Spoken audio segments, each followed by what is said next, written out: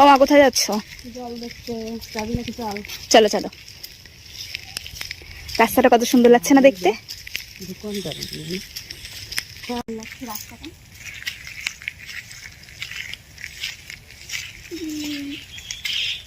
কি সুন্দর, রাস্তাটা বৃষ্টির কারণে আরো বেশি ভালো লাগছে দেখতে। বদিকের পুকুর দেখি পুরো ভরে গেছে জলে, ওই পুকুরটাও ভরে গেছে। এ তো দেখি পুরোই ভরে গেছে। ও যে নেট দেবে। ও সব সব